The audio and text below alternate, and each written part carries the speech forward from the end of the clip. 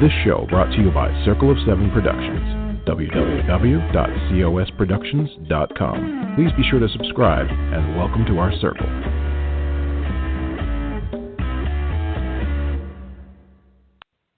Hello, everybody. This is Patricia W. Fisher with Readers Entertainment Radio, where we're going to be talking about some really great books with some amazing authors. And just a shout out to everyone out there who might be listening, sitting at home, feeling a bit under the weather, whether it's allergies, sinus, flu, general, whatever you're going through, including coronavirus. Please be safe. Please take care of yourself. And of course, those who are surrounding you, please be mindful. It's something that we just need to be extremely mindful for, and let's just be basically human here. Okay, so let's wash your hands, be respectful, and all that, and listen to your doctors, what they're telling you, and your healthcare providers. And then if you're home, you're stuck at home, let's curl up with a good book, and I have one for you today. So we have an amazing award-winning author today, Tammy Grace, who is also known as Casey Wilsland. She has written a book called A Dog's Hope. It is a poignant, heart-wrenching, but ultimately uplifting novel about the unbreakable bond between a boy and his dog. If you loved A Dog's Purpose and the Art of Racing in the Rain and Marley and Me, you will love this one. She loves dogs, and she is, already my very best friend because of this. I absolutely love people who love dogs. So welcome to the show, Miss Tammy. How are you today, my dear? I'm doing well. Hope you are too, Patricia. Thank you for having me. Yes, absolutely. It's tricky here. I'm in Central Texas, and so we're having allergies starting up because of the wildflowers, which we all love to see, but of course, the allergens are no fun. And then mixed in with the end of flu, and of course, everything that's been making the news lately. So everybody's doing okay here, which is nice. And everybody doing all right in your neck of the woods? Yes, we're doing well, and we have the same thing. I'm outside of Reno, Nevada, and we have some really nice weather, and my lilac buds are starting to blossom a little bit, so I can tell spring is coming. And same kind of thing, people have allergies, and it creates a bit of a panic sometimes because of the coronavirus. Right. So right. It's hard to deal with. I was supposed to go to Seattle next week, and I ended up canceling just because where I was going, it was not going to happen. So that's been, there's just so much uncertainty, and I think that's hard for people to deal with. So I do recommend a good book as well. Yes. Well, I think, too, what's hard is we've gotten to the point where we are so hungry for immediate answers, and this is something that's just not going to give you an immediate answer, but we can forecast how bad behavior or irrational behavior or, just flat out indifferent behavior could certainly cause it to be worse. I think keeping a level head and being mindful, of course, and then always a good book is always a good idea. So no matter what's going on in the world. And protecting older people in your life that, go run their errands for them so they don't have to go out, I think would be a great idea. Oh, you know what? And you bring up a really good point, because I think that a lot of people, if they're more quarantining or staying in more, check on those people. Whether it's somebody who's older in your life, someone who's immunocompromised. I have a very good friend of mine who's going through chemotherapy. Even they have said children aren't as affected, but that's kids who are healthy. So again, you could have a child who's at home and they're caregivers as well. So check on those people. Maybe offer to run, like you're saying, run errands and do those things. It does make a difference. Yes, for sure. So tell me, where did you get started with wanting to write a book? Because everybody always says, you hear a lot of people, and I'm sure you have at book signings and talking to people, I've always wanted to write a book. And people say that, but what was the catalyst that made you do that? Well, I have loved to write since middle school. I had a great teacher who actually introduced me to creative writing, and I just loved to do it. And so I wrote all the time. And he even got me a gig doing a column for our local newspaper, and I did that throughout middle school and junior high, and published in our Wow. local paper. And it was just fun. I enjoyed doing it, and I wrote about things that were happening at school and, other things going on. And then, when I went to college, I never thought about writing as a career back then. But when I was getting ready to retire, I thought, oh, I've always wanted to write. That's what I've always wanted to do. And so as I approached retirement, I was really fiddling with that in my mind, and I had a long commute every day, and so I thought about storylines quite often. And when I retired, I just buckled right down and started writing. So I retired in late 2012 and published my first book in 2014. And I think I'm Wow, up that's to pretty about quick 8. turnaround. Good for Yeah, you. yeah. So I was intent on doing it, and just tried to learn as much as possible, and went to some writing conferences, and Right. and then I think I'm working on number 18 right now. So Wow. it's been a really fun second career for me. I love it. I love to write, and I've always loved to read, and it's kind of that same feeling of escapism, when you're writing. Sure. I get very invested in my characters, and they feel very real to me. So I just enjoy it, and it's a great second career. Well, it's funny you say that with the being into your characters and wanting to know about them. I have a friend of mine. She's writing a pilot, and she let me read the script, and so I read it, and I was like, "Oh, this is really good." And we talked a little bit, and then like a couple of days later, I was like, "So, let's see, when is that show on?" And I'm like, "Oh, wait, it's not even a show It's not yet." even on. But Yeah. right, but you're Yeah, and you already get invested. right. And I like series, as a reader, I love series because if I love the characters, I just want to keep, I don't ever want them to end. And so what I'm doing right now is my first series, I had 5 books it's a women's fiction series called Hometown Harbor.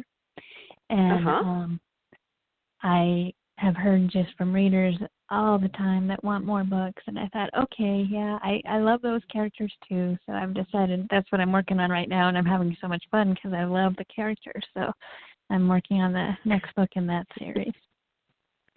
So Well, they talked me into it. It didn't take much. I know. But, I mean, did you ever have, as you're writing, did you ever have people say, well, what about this character? And you're like, well, I didn't plan to do anything with that person. Right. And then they're like, but you have to. Is right. that ever encouraged you to write a story? Yes, yes, it has. Yeah, and that's what these books. They all feature a different woman as the main character in each book, but their lives are all intertwined. And it's set in the San Juan Islands, which are off the coast of Washington. Very beautiful. That's where I came up with the idea. I was on a ferry going to visit, and I thought, oh, this would be a great setting, and it's a nice, small little community. And so, you write a secondary character just as a secondary character. You don't really think, oh, they're going to explode into a main character in your next book, but that's what happens. So, yes.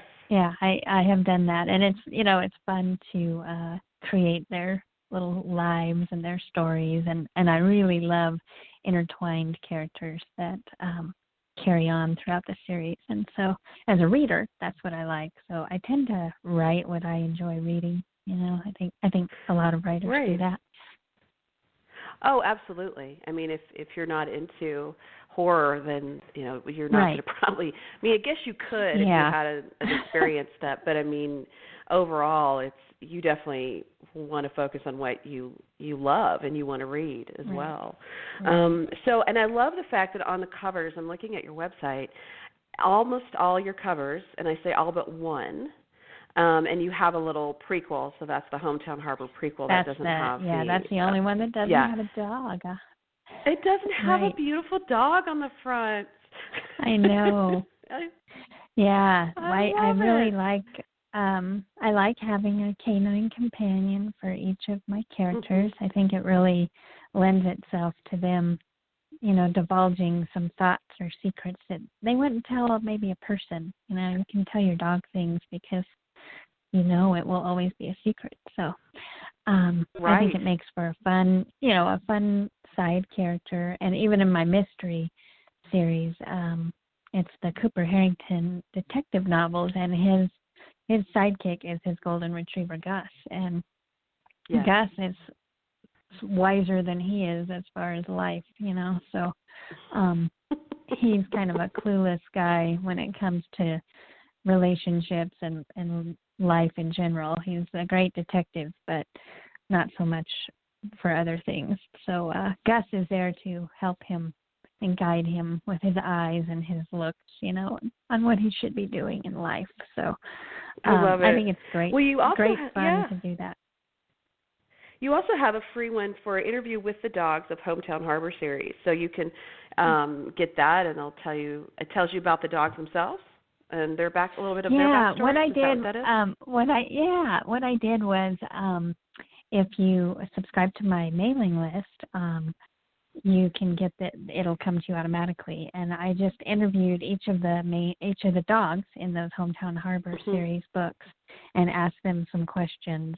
And so you get to know the dogs, each of the dogs that belong to those characters. So it was a great fun to do that, and people love that. If you're a dog lover. Oh, for sure. It's a no-brainer. Well, and too, I think that also tells you about the person, so the character themselves. Because there's always the different kinds of people, and we've all done it. I mean, whether you have cat or dog or fish, guinea pig, whatever, but it says something about you as a person of what animal you have. Right, and but they always find it very questions. Yeah. Right. I always do find it funny though, and there's there's always people that surprise you, of course. So I think we were down in Galveston, and there was a big, like a Harley, lack of a better word, convention, but it was a gathering. It was like the whole weekend. It was all these motorcycles, and I could not get over how many dogs were like in sidecars, of course, with their little goggles. They had goggles, so their eyes were protected. But it just really varied about who had what kind of dog. You'd have these huge, big guys walking down the street with these little tiny purse dogs.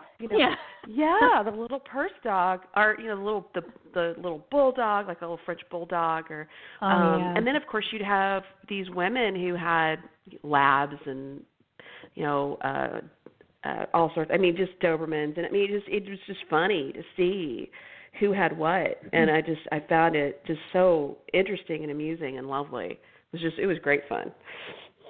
Well, yeah, I think dogs bring out the best usually in people, and that's what this new book, A Dog's Hope, is really about, this strong connection between this stray dog and a young boy, and how they both need each other, and it is true that I think dogs appear in your life when you need that dog the most, and that's certainly true in this book. It's an emotional book, but very, very much about that strong bond, that unbreakable bond between a dog and its person.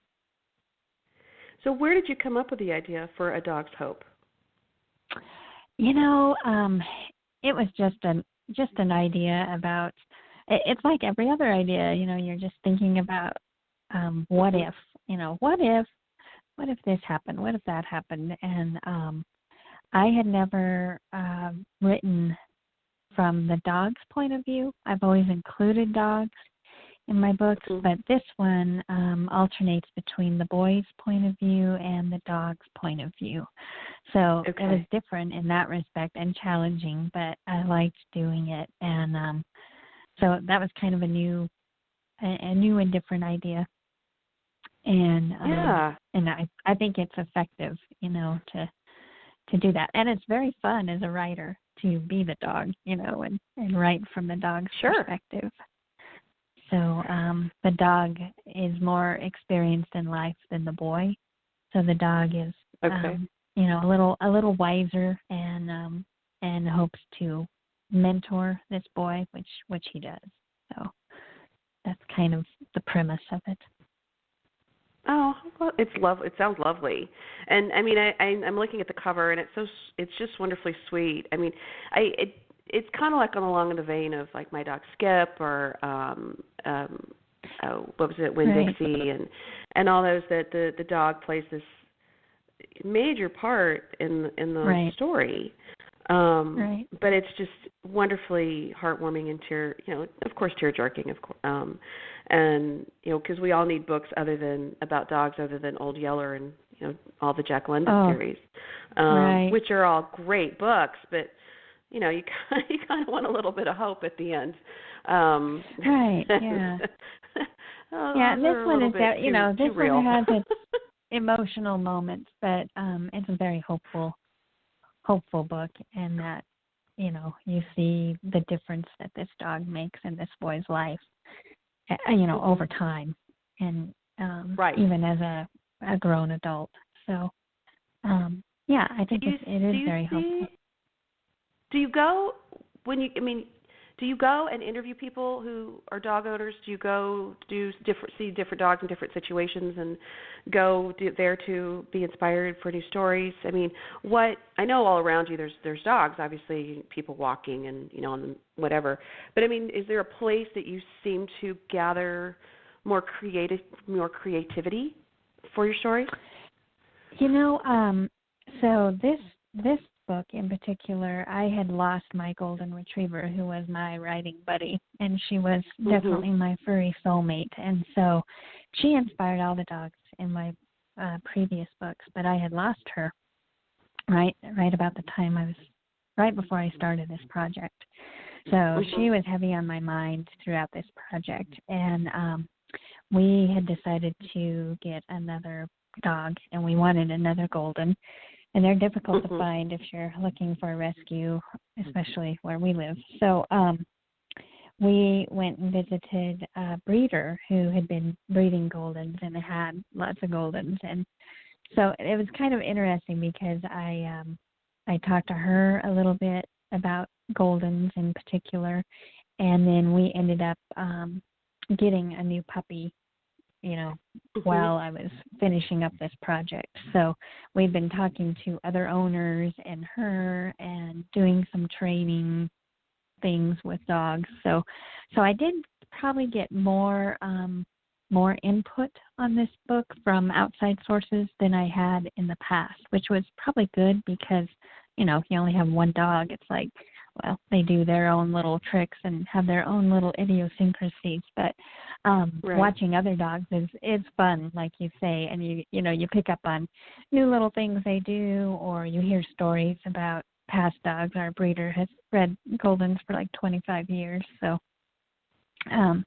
she has a lot of insight, into their behaviors, and then she has 4 dogs of her own, so we got to meet all of them, and so I do think I probably picked up a little bit more from those sources for this book.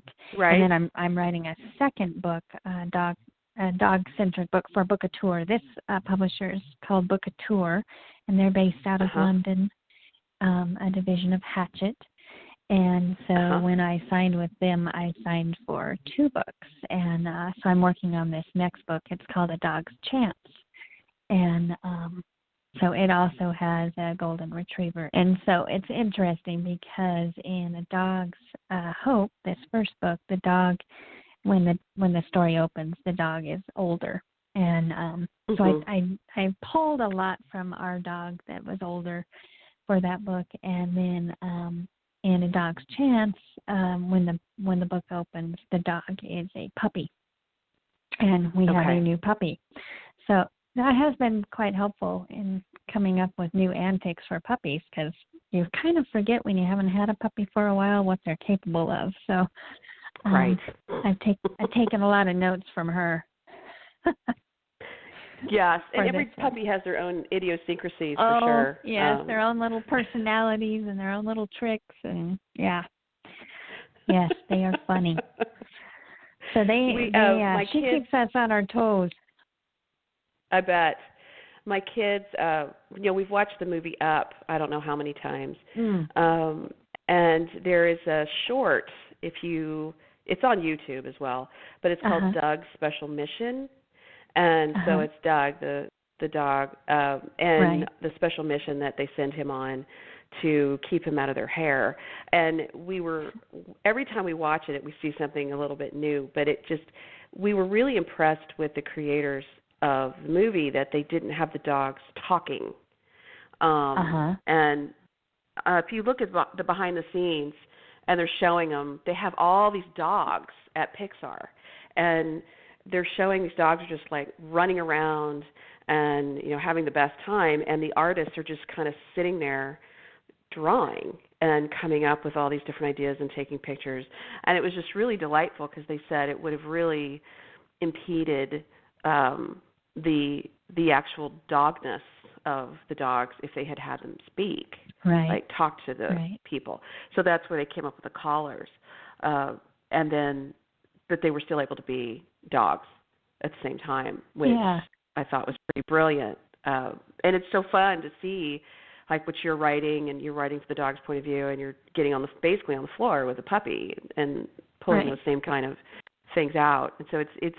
But when you're talking to people who say, decide to adopt an older dog or a rescue, the learning curve is a little bit steeper just because you're thrown into each other pretty quickly. But what I usually see with a lot of the rescues is they're just super happy to be wherever they are and not there.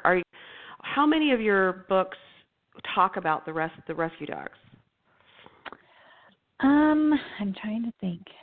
Most of them are not rescue centered. I do have one. I'm writing a new women's fiction series, and there's just one book so far, but it's called Glass Beach Cottage series, and she takes in a foster puppy that she's helping train to be a hearing assistant dog, and so that one is kind of unique, and I did a lot of research on how they train those dogs and what they're capable of, which is fascinating.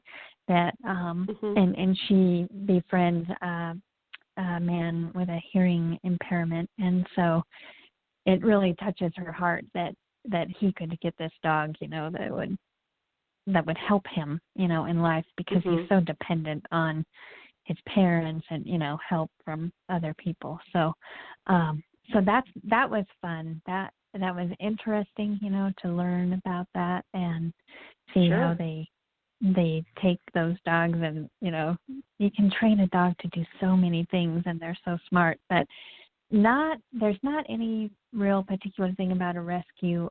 There is a retired police dog that gets taken in by one character, so there's that, but not killer. I didn't set out with that in mind at all ever. Sure, but it's a good line, so I might.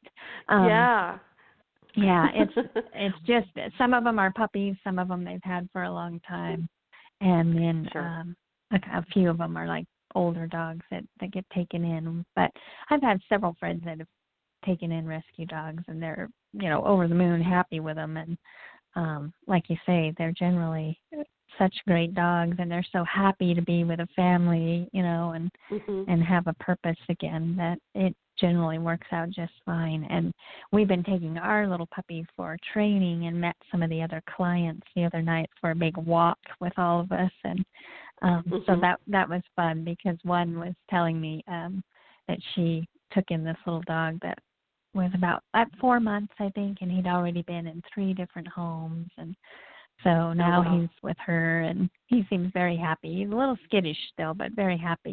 They just have such unique personalities. So that is fun to see, the difference in a dog that gets a second, third, fourth, fifth chance, whatever it is, or a puppy, that you choose as a puppy. So. Well, fun. we were coming home from it was several years ago. We were coming home from a martial arts class, and we were on a kind of a busier street, and there was a dog in the middle of the street, and I was thinking, oh man, and my kids all saw her, and they're like, Mom, you have to do something, and I was like, okay, we'll get in the car first, and I look up, and she's gone, and people were slowing down. They saw her, so they were trying not to hit her, and they said, where'd she go? And I don't know, and I'm thinking, okay, maybe she's out of the street. And they said, Mom, what are you going to do? How are you going to help her? I said, well, I don't know, honey. I don't see her. And they said, she's right next to the car. And I look over, and that little dog was right next to our car. And I thought, well, all right. Well, because it was hot. It was really hot. And I knew her little feet, her little paws were going to be gorgeous. Yeah. So I, pick her up, and she has a collar, but it's just a collar. There's no tag or anything. Right. So I was like, and my husband had been very specific. It's like, no dogs. And I said, all right. So I was driving home, and she was in the front seat, and he's waving at us when we drive up, and he looks at me and gets this look on his face, and I was just like, put my hands up and like, just breathe. And so we got her situated. We gave her, she was covered in fleas. We cleaned her up. We got her medicine. I had her scanned for a chip, she didn't have one. And so then he's like, well, we can't keep her. And I said, okay, fine. So I put a message out to my friends, and one lady said she wanted her, but she could come get her that Saturday. It was like Tuesday. So he's like, she can't be on the couch, all these things. And some rules, yeah. I was, So, and it was just classic, like a story. So I texted from the grocery store. I said, do you need anything? And he said, no. And he sends me a picture. That dog's in his lap on the couch. And I was I thought no dogs on the couch. He's like, I don't know what you're talking about. And then, so when my friend came to pick her up that weekend, he was sad. I just looked at him like, really? Isn't that funny? Come on, make up your mind. Has to lay down the law, and then he's a big soft marshmallow underneath, huh? It was actually quite charming. It was fun. But then not too long after that, he decided, well, maybe we do. We had one dog, and we had just lost one. So he kind of relented a few months later and said, well, maybe we do need a second one. And so we ended up getting a second dog. And it's just, it's always funny, the ones who cave so quickly. But like you're saying, sometimes dogs show up when we really need them to. Right. I know, yeah, and it's like the personality even that you need at the moment, I think that's some of it. And losing a dog is just it's just heart-wrenching. It's so hard to lose them, and then it doesn't seem quite fair we don't get them for a long period of time. I know, it's just the worst. And it's hard to get a new dog afterwards too. You have that feeling of wanting one, but then that almost feeling of being disloyal to your other dog. It's a tough call. So we took a little bit of a break between getting another one, because I had a horrible time when I lost my dog. So it's just it's very hard, and some people don't understand how hard it is. And in fact, I was talking to a guy I used to work with not long ago, and he was always one of those guys that's like, well, it's just a dog, I don't know why people get so excited about it. And, he lost his dog a few months ago, and he was like, he said, I never understood it until that happened. He said, I was a wreck. He said, and I was such a jerk to people. He said, I feel so bad that I was like that. But he said, now I understand. And it's like, I think until you have experienced that, that's something you really don't understand. So it's a tough and thing. Everything changes. It's the everyday things that are so hard because it's like, you come home and like this week we need to go somewhere, so our dog's at the border where she absolutely loves and has a huge time. But I got up this morning, I was like, okay, I need to let the dog out, and it's like, oh wait, she's not. It's like your routine, everything changes. Oh everything. yeah, and like we just had the one, and your house, you just have these little noises that they make and things. You hear them on the floor and like nails on the wood floor. And I for a week thinking I heard her. Still it's weird, very strange. But yeah, my house was just way too quiet after she left. So that, yes, and that now, is just no and fun. now you have a puppy chewing on your carpet. And now we have a and your puppy, shoes. so we get no rest. No rest. But she's getting better. We've been doing lots of training with her, and she's very smart and she picks up on things right away. But the trainer was laughing. She said she needs a job, and I'm like, yes, she does. And she's so much better when she does like have a job, to do, and you work her mind. And so we've really noticed on this dog how much she needs mental exercise. Oh wow! To do a lot of things, and she so much better behaved when you've worked her and made her do things and work her mind a little bit. So that's what we've been working on. So I love which is it. fun, Yeah. Well, and my parents they're retired and they're in their 70s, and they said we're getting a puppy, and we all just went what? But it's one of those things. Hopefully it's a tiny puppy. No, it's a lab, and she's a big one. And but I think the idea is that the company and they don't live very far, so I mean we see them, but I think they had forgotten, and they even said this. We've forgotten. You got to let them out a lot. I mean, you got to let them out a lot. You got to make sure there's just so many puppy things, and that you just don't even think about. They're like a baby that bites. That's what I say. That's right. That is right.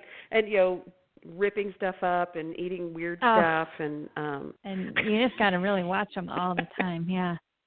Yeah, my parents are in their 70s as well, and they were our other dog. It was like they had a grand dog, and they lived right near us, so they were always with her and playing with her, and if we went anywhere, they took care of her. And so then we get this puppy that's just a psycho, and she's just full of it, and that's what they were saying. It's like, oh my gosh. And I said, yeah, I don't think anybody in their 70s needs a puppy because they're just hard to handle. And when you're 70, you're physically not as fit as you were 20, 30 years ago. So just keeping up with them and making sure they don't barrel into you and knock you over, which they can do quite easily. So they just have so much energy. It's like, oh, I only had half that energy. Or if I could train her to vacuum, that would make my day.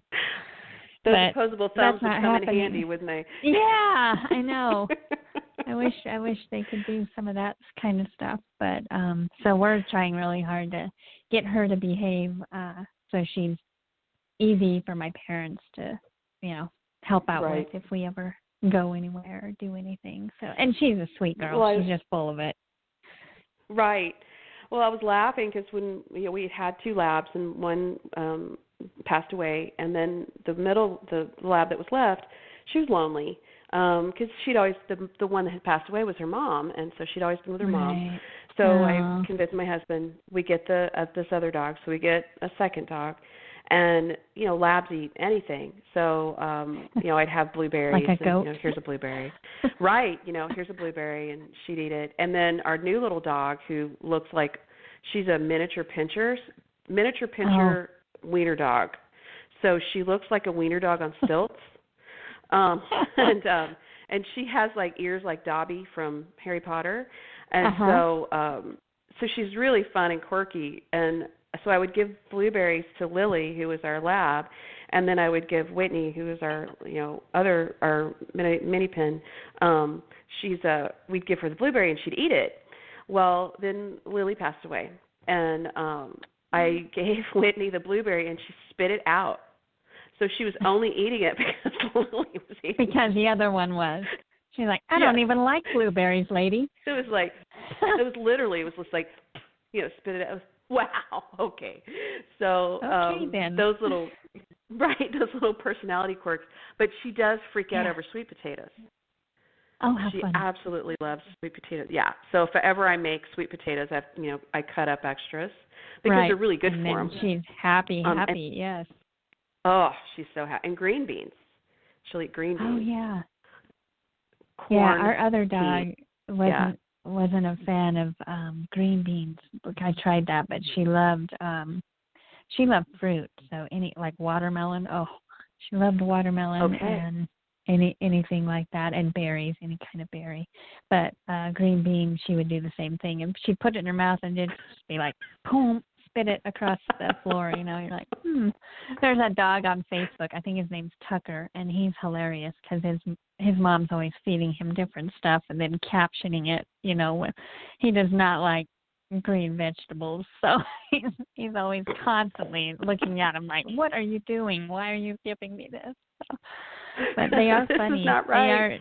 They are so unique, and that's what we noticed with our other golden. We thought, oh well, we'll get a golden, it'll be just like the other golden. Wrong, they're just totally different. It's like two people. So it is fun. It's fun though to watch them, and they make you laugh and smile and bring so much joy to your life that you wouldn't otherwise have. So I definitely love having one, that's for sure.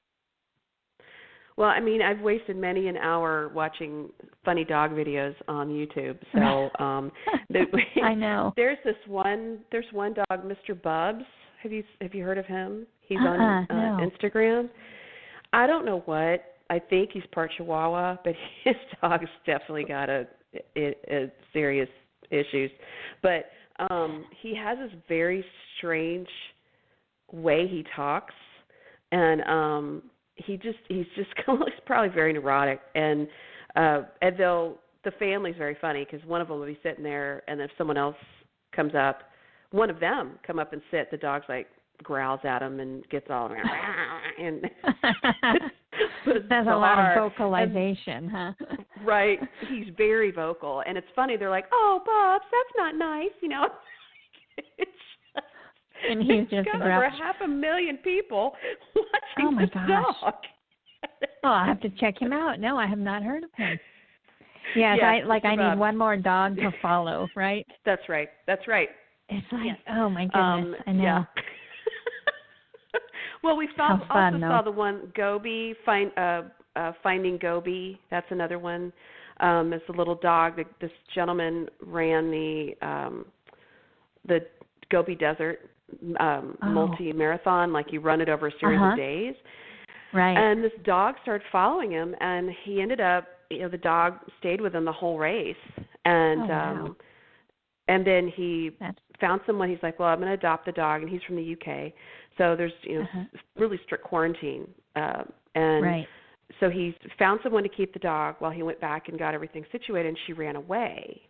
So then they called and said she ran away. So then he went back, and it took a week, and they found her.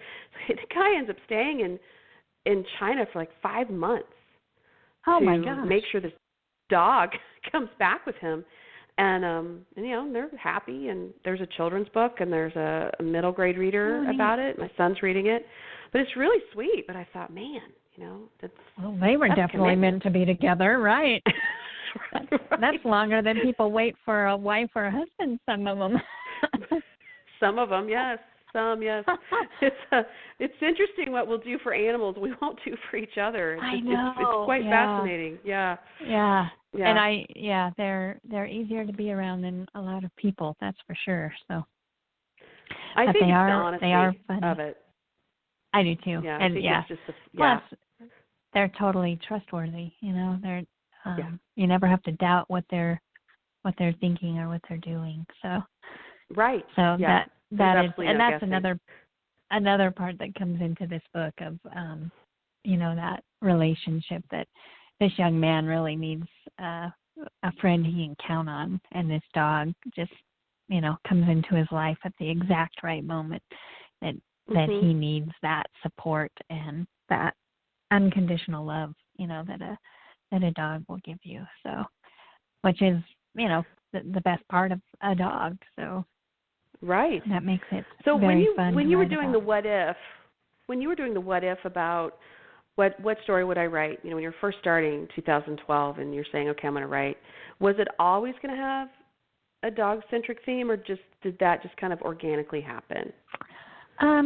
It's funny. So I did think I wanted to include a dog because I had a real close relationship with my dog. But when I told you I came up with that idea, I was on this ferry going to the San Juan Island, and this woman was on the ferry with a golden retriever.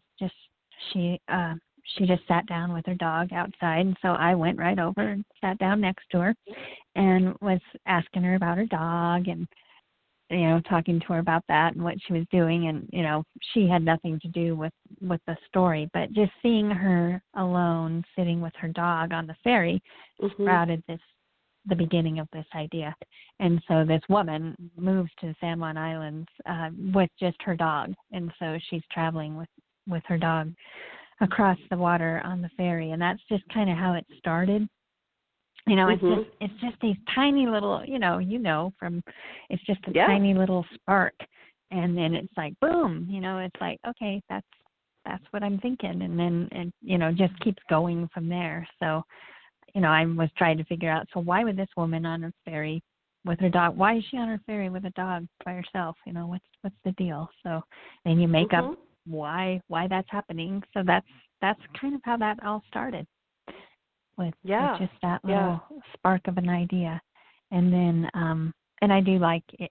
I enjoy having the dog. The women are all it's women's fiction, so it's about their kind of emotional journey throughout the book, and the dogs really help them, if they're lonely or whatever, they talk to their dog, or just like you do when you're talking to your dog. So I think it just makes it realistic and relatable for people. Sure. And so you're writing a second book in the same series that The Dog's Hope? It's not a series. It's not the same characters. It's just another dog themed book about the bond with dogs. So different dogs, different characters, but similar theme. Okay. So, and that will be out in July. Okay. And what's the title of that one? A Dog's Chance. Okay. And do you have another one planned for after that, or do you not sure? Not with Book a Tour. Those are the two I committed to with Book a Tour. And then what I'm working on now is I'm working on the 6th book in the Hometown Harbor series. And then I will also be writing the 4th book in the Cooper Harrington Mystery series that I have going. And I have a new Christmas. I also write Christmas, Hallmark-style Christmas stories. And I've teamed up with 4 other authors. We're writing a connected Christmas series, which I'm very excited about. And that will be out in October. We've got 6 books in that series, basically, an introduction novella type book, and then each of the connected stories, and that's called the Soul Sisters series. Okay. And so we'll have some information coming out soon on that. So that's what I've got going, and then I'm also writing another in my beach, the Glass Beach Cottage series. So I have enough to keep me busy for a long time. Yeah. Yes, you do. Yes, you do. Well, thank you so much for being here today, Miss Tammy. I really appreciate your time, and I wish you the best. And please come back and talk to us when you have your next books are out. I will. Thanks so much, Patricia. You have a great week. You too. And this was Readers Entertainment Radio. I am Patricia W. Fisher, talking about great books with amazing authors. And if you're looking for Miss Tammy, you look up TammyLGrace.com. She's also known as Casey Wilson for A Dog's Hope is her latest book. And you also can find her on social media. All the links of that are in the write-up of the show. So thank you so much for being with us today, and keep reading, and please take care of yourselves out there. This show brought to you by Circle of Seven Productions, www.cosproductions.com. Please be sure to subscribe, and welcome to our circle.